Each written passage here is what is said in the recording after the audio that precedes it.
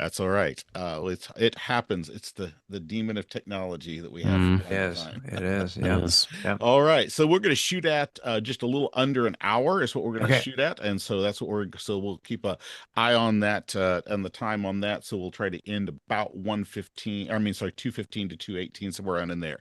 All right. So we'll Perfect. start wrapping up around then, Okay. and so let's go ahead and start. Garrick, you have the first thing to say. Okay. You just Yep. anytime I'm feeling it. Yes, Okay. exactly. There you Okay. All right. I gotta hold on. I gotta adjust the mustache. Me Yep. too. Yep. Me too. Okay, go. Welcome to the first episode of season 4 of the Apologetics podcast. I'm Garrick, and about a year ago, I moved from Texas to Ohio, which means I went from dying in a pool of sweat in August to occasionally getting to wear a sweatshirt, and I couldn't be happier about it. Well, I'm Timothy, and I am in the process of trying to learn the Armenian language, and that is one crazy, crazy alphabet. To kick off this new season, we have returning with us our friend J. Warner Wallace. J. Warner Wallace is a Dateline featured cold case homicide detective, a popular national speaker, and a best-selling author. He continues to consult on cold case investigations while serving as a senior fellow at the Colson Center for Christian Worldview. He's an adjunct professor of apologetics at Talbot School of Theology, Southern Evangelical Seminary, and Gateway Seminary, which is also where he earned his master's degree in theological studies. He became a follower of Christ at the age of 35 after investigating the claims of the New Testament Gospels using his skill set as a detective. Most recently, J. Warner Wallace and his son Jimmy Wallace, also a detective and an apologist, have written an outstanding graphic novel entitled Case Files: Murder and Meaning. This program is all about apologetics, and we are going to talk about this apologetics graphic novel crime story. We're going to talk about that. And this program is all about apologetics in particular, but we are also all about music, especially when that music happens to involve classic rock. Mm. And so before we jump into talking about your recent book, Case Files: Murder and Meaning, I wanted to ask you about a band in which you once played. At one time, before you moved into undercover work, you were in a cover band with other police officers, and you had to leave that band because you can't be in a cover band while you're undercover. Those two don't go No, together. no. So I guess I told you about this, right, Tim? Yes, you did one time. I'm such an idiot for I even bringing already that have the up. biography title in mind also. This is so Yeah. perfect. And so I just want you to tell me more about this because I want to know what was the name of this band? What were some of your favorite songs to play? Why? Tell me more about this. Well, so this is so I remember my background was in the arts, and so I have a bachelor's degree in fine art and then a master's degree in architecture. And so when I got into law enforcement, I really couldn't scratch that itch. I felt like what do we, there's nothing, there's not much creative about enforcing the law.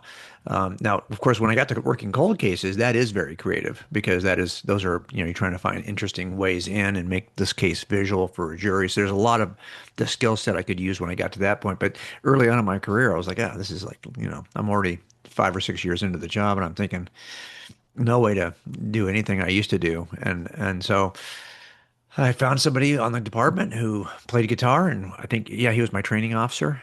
So we had talked about it while we were in training years earlier, and I don't know how it started, but we said, let's get together and just play a little bit, and that ended up evolving into knew just enough, I mean, just barely enough people who could play it at any level that we could put together a cover band. And so we thought, what are we going to do with this? Well, I don't know, but the chief thought, well, we do have like, yeah, it would be a good PR for the agency on Parade Day or on 4th of July or whatever you have like a city presence, where you're trying to show off the city in some way. We could go and play those events, and we did for a couple of years. We played those. We played with the DARE program. DARE was a program we used to have in our city in which it was, a drug, basically helping young kids avoid drug use. And they would have events at local junior highs and high schools and elementary schools.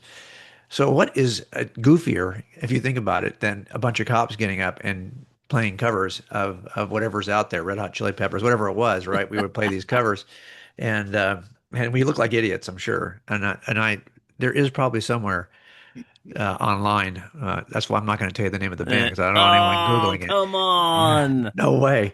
No way. This is so embarrassing, right, It man? is not And embarrassing. It's wonderful. It is well, wonderful. It is it'll only great. be on like YouTube because the guys who did this, I Yeah. doubt you could find it. But I wanted to call the band Above the Law, but my chief said no, you can't can't use No that one's name. above the No one's law. above the law.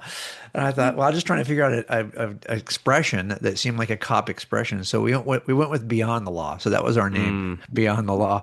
And mm. we it was a bunch of nothing really. But yeah, once I got into working on, I got selected for the our back room, our kind of our bison narcotics and criminal crime impact team. Then I knew, okay, I wasn't going to be able to do a lot of things, and that was one of them.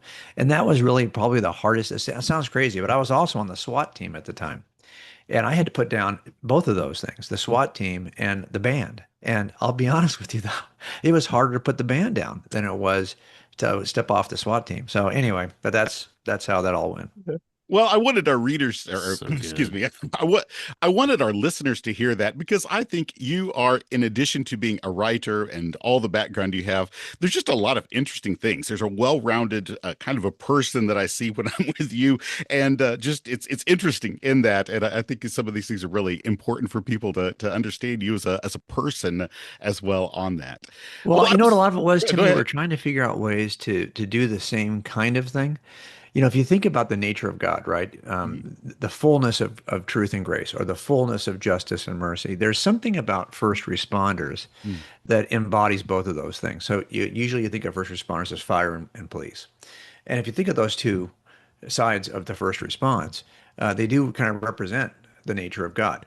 Truth and justice on one side, grace and mercy on the other, because every time you have a heart attack or whatever, something happens, you're going to call a fireman and they're going to come and take care of you, save you. But if you have problems related to justice, you're going to, and this is why I think that firemen are universally beloved and police officers are almost universally hated because no one wants to deal with truth and justice. Everyone loves some grace and mercy. And so when we were out there doing this kind of PR with the public, we were really just trying to bring back that kind of grace and mercy side. Like, you know, these are regular people who, although they have to put a uniform on and pull you over to give you a ticket or whatever it may be, they actually think the same way you do about a lot of things and experience the same things you experience in music. And so we had a chance to kind of show both sides of that equation to people. Well, in C.S. Lewis's essay entitled Christian Apologetics, he said this. He said, "What we want is not more little books about Christianity, but more little books by Christians on other subjects with their Christianity latent."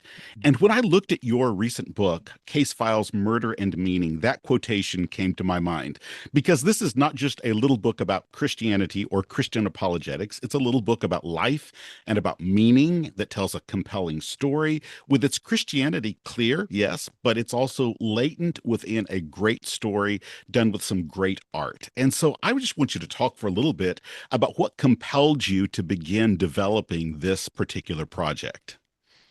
Well, I think I totally agree with this. And this is why, if you look at my apologetics books, I try to push them as far as I can in a creative direction. So that if we're talking about the impact that Jesus has on culture, when I wrote Person of Interest, I'm trying to push that genre so that people who have no interest in Christian apologetics would open the book and go, yeah, well, there's a murder story in here. You know, I can at least like follow along with that. So that's always been my approach. But a couple of years ago, we saw on a press release that the publisher of my first seven books had purchased a comic book company. And we thought, oh, well, that's David C. Cook. And David C. Cook did this because they have access to the rights and they've been selling the Action Bible for years. And that's a very well established brand, a very well established market. As a matter of fact, if you look at the apologetics, the Action Bible at David C. Cook, you're going to find that it's in the top 100 books all across all categories. It is the best-selling Bible right now, and it's because it's all graphic novel, and it's so interesting to me. And so when I saw this ad, I said, or this press release, I said to my agent, and who represents Jimmy as well, I said, "Wow, they just purchased a comic book company, and Jimmy, my son, is the biggest comic book geek I know." And I thought, "Oh my gosh, this would be like a dream for Jimmy to write a comic book." Now, we partnered with great artists who have done the Chosen graphic novel series. They've done a bunch of good art. And so we didn't get to draw this ourselves. And I do draw all the illustrations in all my other books, but I'm not this kind of artist. Okay. This is, this is a whole nother level. Okay. And so we partner with those folks and they produce something quite beautiful. And I give them really all the credit because we wrote a screenplay basically for a storyboarded movie. But it turns out when you write screenplays for movies, the artists in a graphic novel do every other piece of it. They direct it, they do the set design, they do the wardrobe, they tell the actors how to emote. I mean, all of these things are decided largely by artists who get to shape the characters from whole cloth. Now, of course, what was so fun about it. And it all for us just came. We happened to see a press release, and we thought, hey, let's act on this. And I'll tell you something too, Tim. This is extremely expensive to create. Like, there's no money in this for the publisher. There just isn't because you have to pay inkers and sketchers and letterers and colorists. It's crazy. And so we knew this was a window that we might be able to step into and probably would never come again. We have one more graphic novel in the works with David C. Cook, but it wouldn't surprise me if at the end of that they say, well, we were crazy buying a comic book company, you know, like we'll never do this again. So I don't know how far this is going to go, but we just thought while we have a chance to be really creative and do a book that is not, it's just Christian adjacent, really.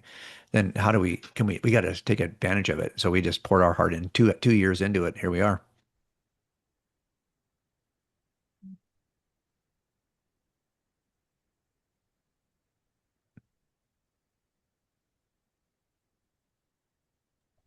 Yeah.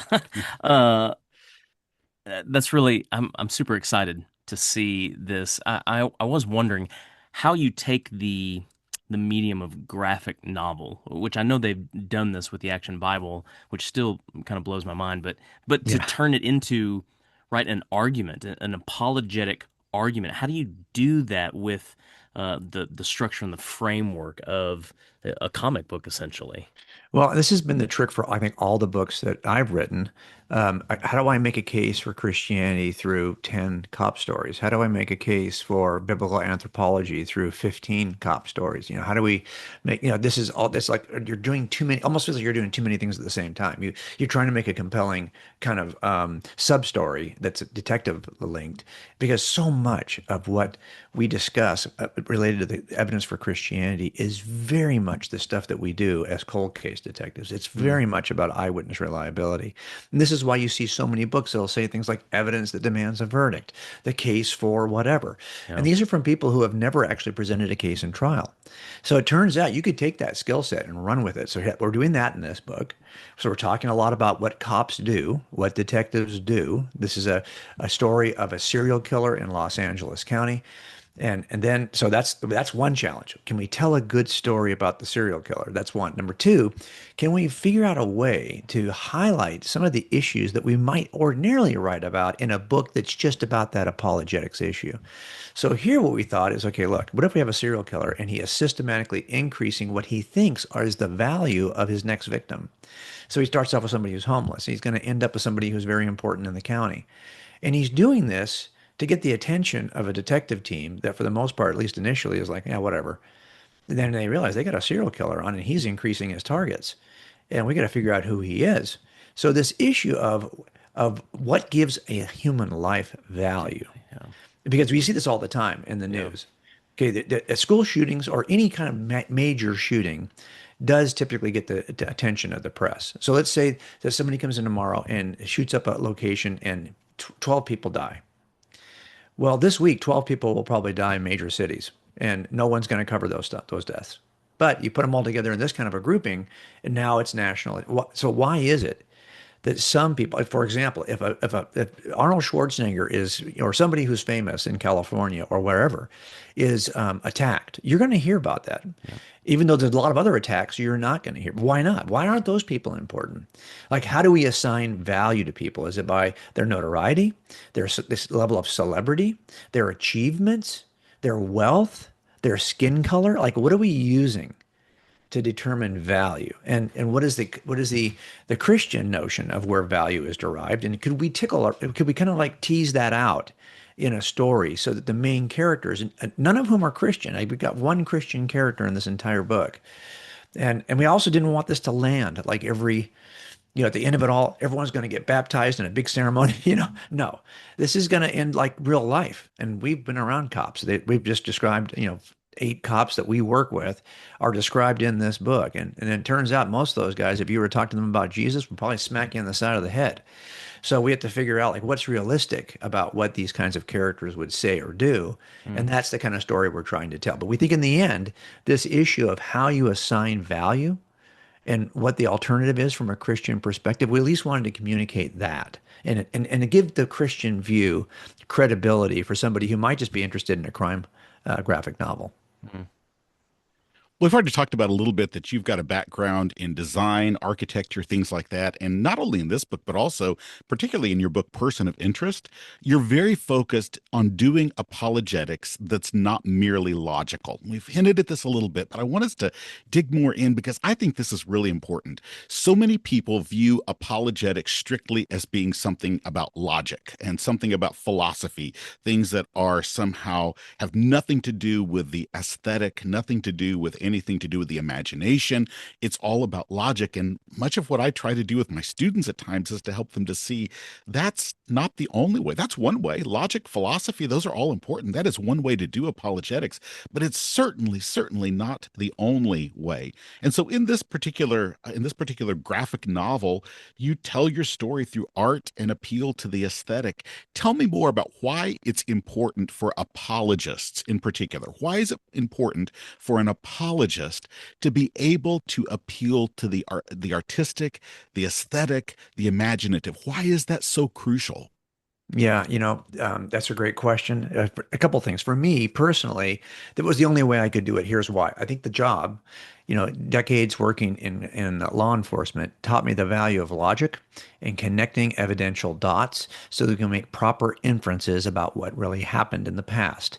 So that's something that you're going to get trained to do as a cop. But I came in as an artist, and I'm a creative first and foremost. I am really not interested in telling you the same evidence that somebody else could tell you, probably in better form, from a better sense of authority. I'm a creative. I want to create something different. Like I want it when it gets done. I want to say, look, I could tell you what my next book is about, and you could never race to because I'm going to do it from an angle that is from my creative side. So I never worry about like telling somebody, okay, I'm working on this book about X, because even if you're working on this book about X, I guarantee you we're going to try to hit it from a different, we're going to take a bite from a different side of the apple. Now, what I think you're right. We have to appeal to the whole person. And we are more than just a mind. We have a heart, a soul, we have emotions, we have things that move us. So I do a lot of work with Billy Graham Association, and I've been doing that for about 5 years with officers who are involved in critical incidents. So they get shot, they get terribly injured, they're probably going to get retired behind their injury. They are having struggles in their marriages. They send them to a marriage resiliency retreat, and Susie and I have kind of tried to shape this experience so they can actually move from where they are now, knowing that yes, marriage counseling is important and trauma counseling is important. But it turns out if you get saved in that environment, the Holy Spirit's going to do a work that I can't do in you. Mm. And I know that I'm going to have to appeal to these cops from their both sides of this apple. I'm going to have to appeal to their reasoning because these are case makers by trade. And they want to know, yeah, I don't, that's just not, it's a good works for you. That's great. I don't think it's true. There's no case for this. Okay, I'll show you the case for it. So I'm going to appeal to that kind of rational side. But in the end, I've got to bring you to a place where you realize that you are stripped bare of all of the barriers that you've built in front of you. And a lot of those barriers are really actually more will than intellect. And so we've got to appeal to both. We have to, I think in the end, right now, especially for this culture we're living in, it's not just about is it true? Is it beautiful? Is it good? Is it necessary? Is the best life the life lived under these ideas because they come from your maker? So I think for us, we have to figure out a way to not just do is it true, but is it beautiful? And this is really particularly hard when you're talking to cops that don't think that anything is beautiful. They've gotten to the point where they're not convinced that there's anything good. in culture anymore because all they're doing is surrounding themselves with bad. So I think this is why the mission has changed for me a little bit. And it really started to change when the gospel became the most important. Like, if you'd asked me, what was my value is as a case maker. I'll show you how to defend what you already believe, or I'll help you to knock down the barriers that are between. But I never saw myself as first and foremost an evangelist. That's changed in the last 5 years. I know my value now is really I have to be centered on the gospel and be unafraid, unashamed of just preaching the gospel, not always having to make this really strong case before I ever. No, if I make a case in front of an audience and at the end of it I don't preach the gospel, what is the point? What Mm. do we do all this for? So if it's not gospel centered, I'm just not interested anymore. So that's where I think that we have to appeal to both the heart and the mind. Yeah, you are transformed by the renewing of your mind. No doubt about it. No doubt about it. But at the same time, we are soulish creatures and we are so multidimensional. I want to appeal to every dimension. Uh, could you, why this shift in the last 5 years? What has been, I mean, you've been in this game for quite a while, and what was it about the last 5 years that you feel it has changed the mission? Mortality, honestly, Mm. it's age. It's age. I think what happens is men are funny this way. If we don't, if we're not careful, we will miss our old age altogether Mm. because we'll work right through it like we're still in our 50s and 40s. But it turns out old age is kind of cool. This is the age in which I'm a grandparent, three grandkids. My priorities have to change. If they don't change, I won't be the kind of grandparent I want to be. Mm. And so I remember I wrote my first book after I had secured nearly only a couple of years short of a maxed out pension. I did that because I didn't want any of my work in ministry to have any connection to finance. I live on my pension. And if you just live on your pension, then you can make all kinds of choices. You can do all. I've been serving with BGA for free for 5 years. I volunteer 6 weeks every summer. Well, I would never have been able to do that if I still needed income. Mm. This is about, can I make decisions as an old man that I should be able to make as an old man? I've earned the right to do something at this age, and I'll miss it if I keep on thinking I'm 50. Mm. And so that's why I've had to say, okay, the travel's going to have to be less. I'm going to pick my shots. I'm going to have to be. I want to. Here's another way of putting it. When you're young, your whole life as man, you have two things of value: time and money. Time and money. And when you're young, you want to trade. You're willing to trade your time to get the money you need to raise your family. But as I got to a point where I'm now at a point where, hey, you know what? Now what's valuable is time, Mm. and I can't buy that back. So because the shift took place as I got older between time and money, I realized, what am I doing here? Mm. So I wrote 10 books in my 50s. Great. When I retired, the first 10 years, I wrote 10 books. Now it's time for me to think about, like, how do I impact my grandchildren? I've got an opportunity to mentor other men. And my calendar is now full of mentoring. That could never have been true of me earlier because I had to work and I was too tapped out I was too busy. But as you get older, your priorities ought to change. And I've got lots of friends who are still in this apologetics game, who are my age, who I'm going to tell you, you can't do it all, and you can't do it all well. You have to make choices about what you do well. And at this point, I'm J. Warner Wallace because my grandfather was Warner Wallace. Mm. He impacted me more than any other man on planet Earth. And it was because I knew him at a time when he could invest in me. And I want to be that grandfather for my kids. Yeah, that's a that's a really important word. Thank you for sharing that. You said you made the comment you have to pick your shots, and Hmm. so you have picked this. Here's a project that Right. you're doing with your son, which There you go. I'd love That to. makes it. Yeah, that That's that that was enough for already me. Yeah, I was absolutely. good. I'm in. You But know. what but still, what are the unique things? I mean, you've mentioned kind of human nature, Mhm. morality and justice as like what are the things that you hope people wrestle with in this project, and why do you think this kind of medium, this is uniquely kind of geared towards helping people wrestle with those things? Yeah, I think the last two projects we've done have been, I say we because my wife is such an important part of the process, but this book, Case Files with Jimmy, and the book the year before, Truth and True Crime, because these are two books that I think describe at least the reality that the Bible describes the world the way it really is, Yeah. and it describes a way to live that is actually good for us.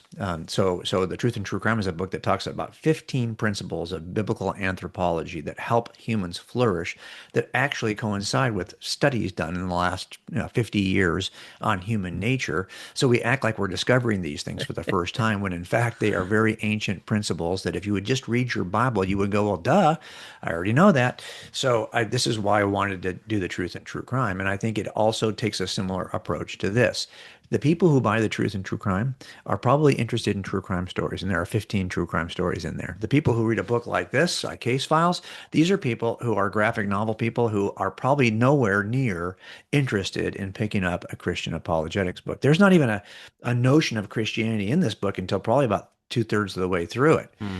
And so we try to, engage realistic characters to get people involved who otherwise are not interested in. And I'll tell you, it's hard to break into a space like Yeah. this Imagine. because once people know who you are and they think, oh, that's a J. Warner Wallace book, they can't imagine you in any other space. Even when I moved from David C. Cook to Zondervan, the first question Zondervan had, I wanted to write the Truth and True Crime. So I pitched it. I want to write the Truth and True Crime. They said, no, they didn't think again, that's like a self-help book. Okay. Is there some Christian apologetics? Yes, because it turns out if Christianity is true, its foundational document ought to describe us the way we really are. And it does. It's an evidence for the truth of Christianity. But Hmm. they said, no, we kind of want our version of cold case Christianity. Could you do something that's kind of more like cold case Christianity? And I thought, well, so that's where Person of Interest came from. Okay. And so that's what the first book they had to do before they would give me permission to do the Truth and True Crime, the book I wanted to do. Yeah. So this is just the nature of the way this works. And I'm like now I'm an old man, so I'm in scripture a lot because I have time now to really pour in like I did when I was first a brand new believer, and I carved all that time. So yes, the future for me is probably going to be looking at scripture forensically because I love doing that. Hmm. But I got a chance here to kind of get off on a derail a little bit and just present something that doesn't just focus on is it true, but also focuses on is it good. Hmm. Well, as we think about things that are good, things that are right, things like that, I think it may be helpful for our listeners to get a little bit of an insight into the life of a police officer, the experiences of a police officer. I think that this book opens the door to some of that, and I think that's helpful because that is a different world. That's for some people it seems very mysterious, very strange. It's a different culture. It really is. Yeah. And so let's just talk for a little bit about why do so many police officers become cynical, and what does that reveal about human nature? Yeah. Well, so there's a character in this book whose name is Murph, and he's the oldest character in the book, and he's at retirement age. He's at 50 and he can go. But he can't go because his identity is in it. His value is in it. He thinks he's not worth anything. And if you look at his life, it's kind of a train wreck, aside from his skill as a homicide detective. And then there's a bunch of young people in this book that are my son's age. My son's been on the job about 14 years as a detective, and there's a lot of folks who are in their later 30s, just like he is, and there are characters in this book too, and they're very different than Murph. And people will say, "Well, is it a generational thing?" No, it's not. It's that every cop, regardless of who they are and what generation they come out of, at the end of 30 years, they look like Murph. It's really that simple. It's not that, hey, there'll be a cooler version of Murph in 20 years. No, there'll be just another Murph because it turns out the job does this to you. It creates in you a certain type of almost like a codependency on the job, right? My values in the job, my identities in the job. The job is also killing me and I need to get out of it, but I can't get out of it. And this is the struggle if you don't know where your value comes from. If you don't know how to ground your own value, this is where the struggle is. And so we try to create characters here. But the job does look, you cannot, a lot of the people that we see who are up in Alaska, that's where we did the marriage retreat with BGA, They aren't just physically injured, they've been involved in shootings. We had one guy had such a brain trauma that he could barely walk to be of a polar plunge we do into this icy lake. And he wanted to do it, but he had only been walking about 6 months after the shooting. But he found a way to hobble to the end of the dock and just fall into the water because that's he was determined. He was determined to do the things he was once able to do. But for a lot of these people, they're just disturbed really by their investigative work, like they're in ICAC or some of these child sex abuse details. And there ought to be like a lid on all of those. In our agency, when I first started, we didn't have a lid. You could do that for 15 years. You do not need to be doing that job for 15 years. And you might argue, well, yeah, but you get really good at year 8. Okay, then we have to have officers that are just okay. They may not be an expert. They may not ever reach that level, but they also won't go sideways in their head because you've left them in a bad detail too long. So a lot of this is just what happens if you're looking at depravity long enough.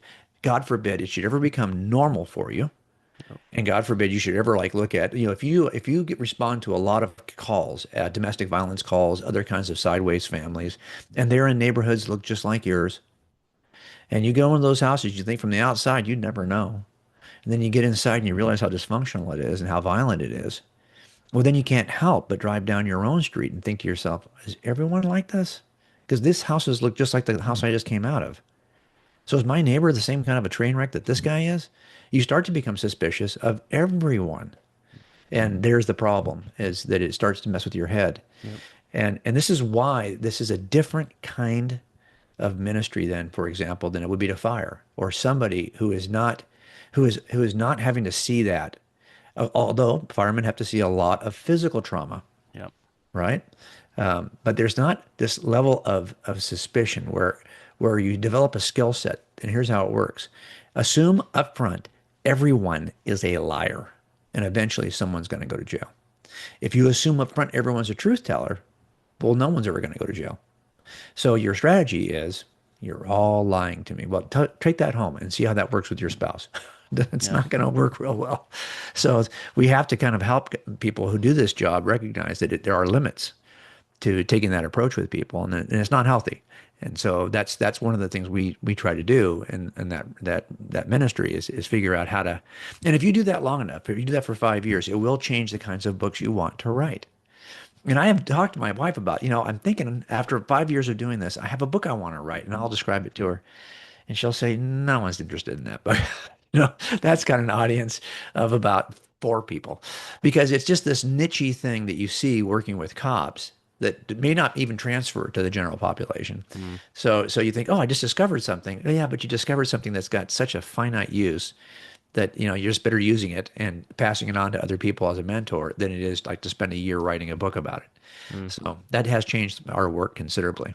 I was about to ask, so what's so what's the balance? Because obviously your experience shapes the approach to your apologetics and what you write, how you write it, and at the same time, you do have to write a book for an audience of more than four. That's So right. yeah, so how has it shaped your approach in a way that you feel like you've been able to create work for a Yeah, and large it's audience? and it's not an issue of like, well, will the book sell so I can make money on the book? Because Right. I'm at the point right now, I don't even want advances. I just, if something I feel has the biggest impact on Yes. the church or on the unbelieving world, well, that's at my age, that's what I have to focus on. Yep. So all the kind of nichey projects that I'm just geeked out about, but I don't think anybody else is, those have to be in one bucket. Okay, those are in one folder. And the ones that I think, yeah, this might actually help people. This might Hmm. actually help a large number of people. Okay, those have to take priority now because how many years do I have left to do this? Also, the hardest thing about writing books is that anyone can write a book. That's not the trick. The trick is getting someone to read it. That is brutally difficult. And you will spend 5 times more effort and heart and all and blood, sweat, and tears on getting people to read the book than you ever did writing it. So you have to ask yourself at some point, how many of those do I have left? Yeah. Right? Because that was a season like this for this book, for example. We'll do 100 interviews on a book. Okay, well, okay, that's a huge time commitment. And where's that coming from? It's coming from my bride. It's coming from my grandkids. So I have to kind of think, okay, let's get, I have to weigh that in balance. So at this point, I always wonder, you brought up Lewis, such a writer, right? I would love to know how much I'm sure in real time, as he was alive, he had a huge impact as an author. But since he's died, he's probably sold, 100 times as many, Absolutely. had 100 times more impact. And so I think what you do is you try to pick the projects that you hope will shape the trajectory for other authors who will say, yeah, that's been done, but here's an idea that's kind of adjacent to that I could probably learn from that and go a little further. And so your job is just to be one of those people, one of those things that people, climb on or learn from that they can then maybe do the next C.S. Lewis book. Yep. And you have to be realistic about it. We are now in a information dominant world. It's so noisy that the idea, without a huge platform, the idea of making a splash with a book with no platform at all, Yep. those days I'm afraid might be gone. Yeah, I agree. So now the question is, if you've got these huge, radio shows or podcasts, I don't know if Joe Rogan's ever written a book, but if someone like Joe Rogan wrote a book, I suspect it would do really well because it's the strength of platform that Yep. actually determines everything else. So for me, as I'm trying to shrink the platform so I can be spending the time with family that I need to spend, what's the future of writing books? I think you have to Yep. write books and say, hey, if they're willing to publish them, I don't need to get paid anything if I can just scratch this creative itch that I feel like God has given me this Yep. itch that I need to scratch. So I'm writing because it's the one creative way, as you get older and your hands are stiffer, you have to figure out like what can you still do? Yep. And this is one of the things I can still do. This is an unscripted question for both of you, actually, because you are both prolific authors, and I am a third wheel who has zero desire to write anything ever. Um, when does legacy come into this, into the authorship process? When it really for you it matters more what you're leaving behind than, you know, kind of even when you write a book that you love, you're super proud of, and then Yeah. you have to do those 100 interviews. And is there a party that's like, I don't care. I don't want to promote. I don't want to spend my time doing this. I love what I wrote, and I hope that it lasts a long time. And I don't feel the need to spend hours and hours on Instagram and Twitter pushing this thing. Like, when is that? At what point do you feel like that shift happens Well, in? okay. So I think that's a really important question. Tim, you answer that question first, because I mean, at what point will where are you at right now in that shift? So I think early on, I wrote several books, and most of them I don't regret. I've got a couple of books I've written that I regret that I was just like I was not ready to write that book at that time. I really Yeah. wasn't. And I realized that. But I think I was just writing because I needed to write to establish myself in certain ways, things like that. Over the past, certainly the past 5 or 6 years, a little bit, probably a little bit more than that. Um, I've really started thinking about, my goodness, I've got limited time to be able to write. I can't just write because a publisher asked me to write a book. I've got to write because I want to write that particular book. And I've ended up over the past, especially 5 years, turning down more projects than I've Yeah. actually written, because publishers will approach me. Would you write something on this? I just don't want to, and I don't want to spend the time on it, but also I don't, and a lot of times I think it's not something that's really going to be lasting. I don't think it has lasting value. I Yeah. think it's going to be something that, yeah, it might do really well for 4 weeks after it comes out, maybe 2 or 3 months, but it's not going to have any lasting value. So I've got a list that I keep of 10 books that I are in my future. Yep. And I keep that list because of the fact that I want to be able to say no to all the Yes. other projects that come along, and Yep. that holds me accountable. So that's where I'm at in this, of regretting some of the early things I did, not so much because of what I wrote, but because of the time commitment relative to the value of it. But really trying now to say, and that way I can honestly say, if a publisher says, I can say no, I've got these books I need to write, and I've got these in a list, Mm, and that good. helps me to be accountable at that point. Yeah, Yeah. that's good. I have something similar. I have a folders with maybe 3 or 4 books I'm working on right now simultaneously. One will take the lead at some point, and I think I kind of know which one it is now. So I'm kind of leaning into that more than anything else. But yeah, I always have a number of these, and but I always focus on. Well, I've written one book that was not evergreen. One book with Sean McDowell on Gen Z. And I did it because, Sean is a good friend and he was the one who encouraged me to write Cold Case Christianity. So that's what started all this for us. So I now that the problem, of course, with that is that Gen Z is growing up now, and there's another generation. So that's definitely got a shelf life, and that will eventually be of no value to anybody. So I get that. So we're going to have to shift on that. So I've written one book like that. If I could go back, would I still do it? Yes, I would still do it because my kids were in that Gen Z Yep. bracket, and I wanted to be able to communicate those things I thought were important. But everything else we've done is evergreen for a reason. But here's what I would say: I am not concerned about the legacy of for people who I don't even know as much as I'm concerned about the legacy for the ones, because I think you would say if you know there's an apologist out there, and we just saw this in the last, what, 6 or 7 years, where you have an apologist that you think is quite beautiful in some way, and then you discover something quite nasty about his backstory. And what happens? I'll tell you what happens. Every book that might have been a legacy book has now been taken off. No one's publishing any of them. Any of them. No one's even publishing books in which that person wrote a foreword Yeah. or an endorsement. All endorsements and forewords have been stripped out of the books because they discovered something in his personal life that was unbecoming. Okay, so who's it more important for me to leave a legacy with? Is it more important for me to leave a legacy with strangers or with the people who actually know me and know if I'm really a jerk? So that's where I'm more focused in this generation at this age of my life Yeah. to be focused on the legacy of my family members. So I'll give you an example of this. So I have 3 grandchildren under the age of 2. Mm. One is under the age of 6 months. This is the Bible. This is her Bible I'm holding in my hands. And what I try to do in these Bibles is I try to this is for my grandson actually, who's about 7 months old. So this is Samuel. This is First Samuel. So what I do is I get up every morning and I just write his grandfather's commentary. This is an NLT because I'm going to give it to him when he's 13. So this is an NLT. I've got to fill up the entire Bible Mm. with my notes and commentary. And I've got 3 of these because I got 3 grandchildren. Now Mm. that takes me about an hour and a half, 2 hours a day.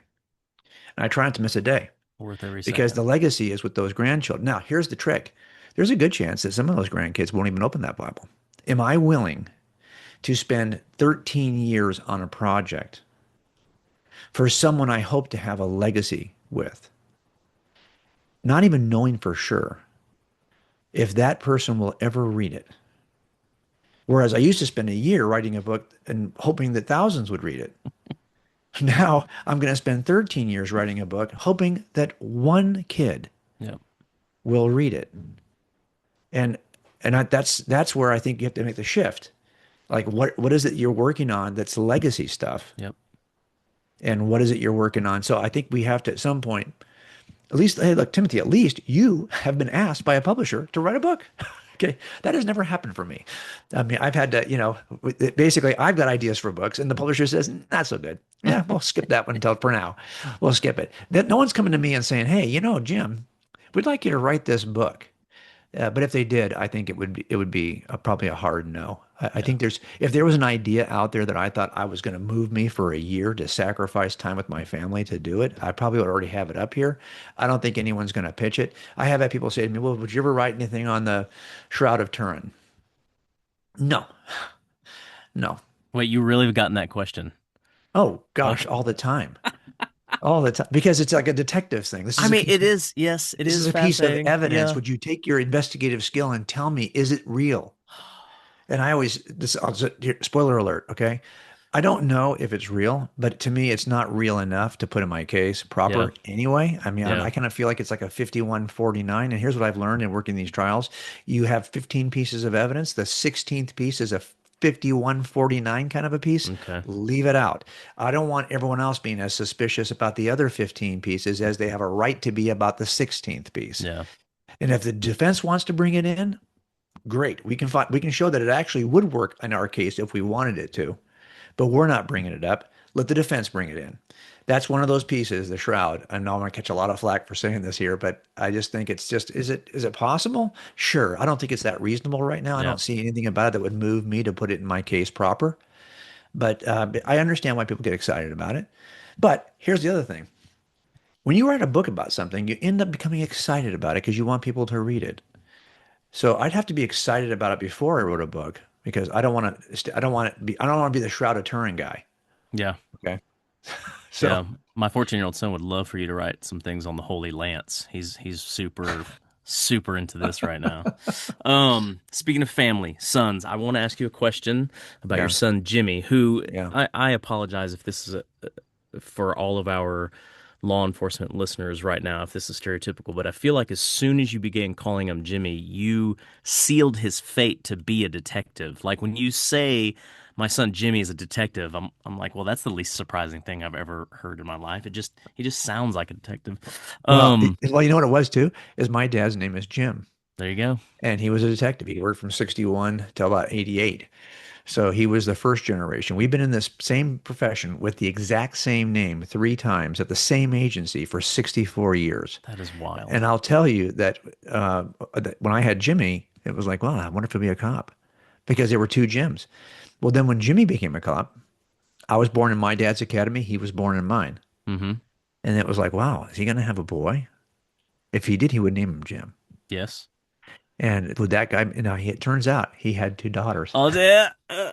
But his brother David had a boy and Okay. named him James. Okay. So Uh, here we go. could be We're like off to a the races. Now, I would say this to Janine you. Warner Wallace or Yeah, I something know. could be on, Well, every one of us was Jimmy until hmm the son was born. So my hmm dad was Jimmy until I was born. I was Jimmy all the way to the age of 28, 27, and then Jimmy was born and I lost my name too. But he's determined to keep that name. He I was won't about to be, say you can't call Jimmy him forever. James. Yeah, you can't call him James or Jim. I love it. You got to call him Jimmy. So What was it like being able to write a book with your son, Jimmy? no greater joy. Hmm. None.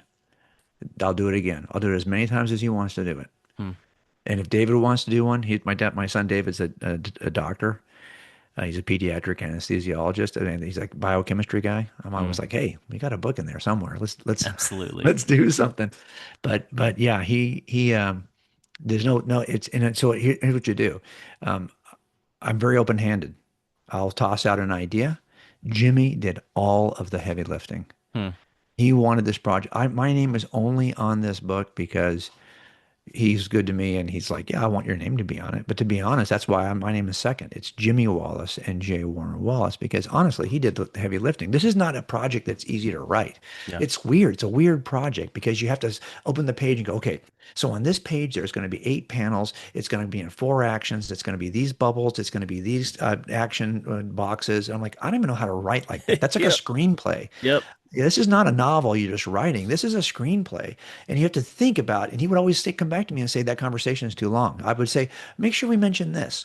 Can't do it, Pop. You can't do it because if it's like it's going to be boring. What's the background going to be? We have to take that conversation into the car because the background has to change if you're going to do a 20-minute conversation. You can't have just like two guys sitting in an office. What's that going to look like on the page? It's going to Yeah. look terrible. I'm like not thinking about it in terms of scenes. He's thinking about it in terms of how it's going to look on the page because he's a comic book geek. And that's what this was undoable if it's not there wasn't at least one comic book geek who was going to Yeah. be writing it because that kid understands the flow of the pages. So basically he would say, okay, this if you open a page, it says there's 4 panels on it. It's because Jimmy said, okay, 4 panels. Now, if the artist said, I'd like to do it in 3, Jimmy would say, good, do it in 3. Like I'm not going to stick to it. I'm thinking this way, but I'll Hmm. defer to the artist. So each of us deferred. I deferred to Jimmy. Jimmy deferred to the artist, and here we are. That sounds like a blast. It was a blast. It does really look great on the page. They've done a great job of making it look like the top-notch comic books that you look at that are in any superhero or anything like that. So it's well done. So, Well so done Tim, on let me that. just say something about that real quick. I know we're getting to the end of this, but let me just say one thing. You're right about that's weird. I didn't think of it this way. I went into these book promotions thinking, okay, we're talking about another book. That's not what this is. This is like an artifact. This is like a collectible. And this is why comic books are treated differently by readers than books are. You know, my books, I open them up, you circle things. No one does that with the comic book. Like you barely open the pages because you don't want it to break the back of the book. And then you don't, okay, I can read my comic books, but you can't read my comic books because you may not treat them as well as I'm putting them back in plastic with a cardboard backing, right? So when I held it, I realized, yeah, it's like a heavy, finely printed, shiny pages. I've never seen anything like it. So I'm glad that we got a chance to do it. Well, what's next for you in terms of projects? I know you've already got some in mind. You've already mentioned that. What's next for you? What are you looking forward to in future projects? Well, people ask me all the time, like when you use forensic statement analysis on a text in scripture, like what does that look like? And I write a lot of notes in my kids' Bibles, and so I could. There's no way I could do a Bible that way. It'll take me 10 years to do these kids' Bibles. So I think that probably I could do a gospel. So I'm trying to decide, well, if we did a gospel, there's so much detail that is lying and hidden, and I want to bring it out visually. Point to it, circle it, get it out visually. So the question becomes, what would that look like? And so I don't know yet. I'm just trying to figure that out now. Like what's the next thing we're doing? That's one possibility. There's a chapter in Truth and True Crime on identity that when I give that talk, everyone's like, I want more of that. We're all struggling with identity. How do you put your identity in Christ? Like how do we do that? So that's a book I've thought about writing. This is how crazy it is. So we go up to Alaska all the time, and we'll get a room full of people that they'll send to us, four couples, all of whom have been raised in the church their entire lives. They're the sons and daughters of pastors. And I always wonder, is there anyone in this room who's not saved? It seems like everyone up here is saved. So I thought, how do we get to the point of knowing whether somebody is truly saved? Because we've all known people who have gone to church their entire lives, but they may not be saved. So we ask a diagnostic question that actually reveals whether or not they understand what happened on the cross. What we discovered is that the vast majority of Christians, I do this in big conferences now too, the vast majority of Christians have no idea. They have no atonement theory at all. Hmm. And it's because their church has not taught an atonement theory that's either clear or biblical. And it always comes out sounding, when you see their responses to this diagnostic question, you can see how it's one of these, kind of 7 or 8 classic atonement theories. And then it started me thinking, well, so do we need to have our atonement theory that precise? Yeah, of course we do. And there's one atonement theory that I think every other atonement theory is subsumed by this one atonement theory that is the one that probably all of us in the screen right now would say, yes, this is what Jesus did on the cross. But you'd be shocked to find out that most Christians that I'm encountering either cannot articulate it in one sentence, which is fine. Then you can help them be more articulate. Or they're like going, oh, I've never heard that before. And you're thinking, wow. So there's some work that needs to be done, I think, to save the saved. Hmm. And I think that's something I've thought about writing about. But my beautiful wife says, I don't know, is anyone interested in that book? And maybe it's too geeky and too theological. I don't know. But I look at it from the perspective of I've had guys give me confessions. They're close, but they're not quite the whole truth. Mhm. And until they give me the whole truth, we're not going to know what happened in that murder. So it's kind of the same approach where you're going, okay, I see what he's saying, but that leaves open these other possibilities. And that's why we have to go a little further and we have to keep pressing and keep pressing and keep pressing. And the final confession has got every detail you need so that you actually know what happened. Well, it turns out this is much the same when you ask somebody, like, what is it that saves them? I think we need to be really clear on what that is. I'm always struck by that passage in Matthew 7, right? We all don't want to be those Christians who Jesus is going to say, I never knew you. Yeah. But when he says that the road to destruction is, that's a very broad road and that the gate is very narrow, well, what do we think it is that makes that gate narrow? It sounds to me like what he's saying is in the end, those who call yourselves Christ followers, you did these things in my name, you're calling yourselves Christians, the majority of you are not saved. That's a very narrow gate. Well, it turns out the thing that forms that narrow gate is probably theological, is that we don't have the right idea about what salvation even is. So I think to me, it's like, oh, that's a book I should write. But I always write what Susie says to write. And she's always right. So I just do it. Well, I'd read all So three of them, so I hope eventually all three of them make their way out into the well, we'll see. wild. Yeah, I hope so. I hope we get a chance to do it. But like we said, this is the great season. And Tim, for you too, this is a season where you have to say, okay, this we ought to be operating differently in each season. I didn't do in my 30s what I was doing in my 20s. But it's funny, we get to our 60s and we're like, no, I can do another decade like I had in my 50s. No, you're in your 60s now. Mhm. It's time to think about what the 60s look like. And there's some great new things you can do, which you never will do if you keep on holding on to the past. So for me, I'm like, okay, what does this season look like? It's going to be different. Mm. Great wisdom, great word. Yep.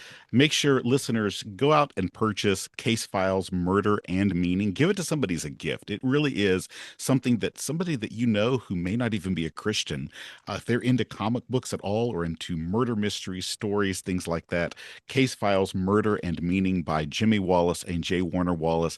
Excellent book just to be able to put in their hands to get them to begin asking the questions and maybe even having the conversation with you about what it means for there to be justice and meaning and value to human life that can open the doors to truly having conversations even about the gospel of Jesus Christ. Well, thank you, Jay Warner Wallace, for being with us. It's always a delight to talk to you.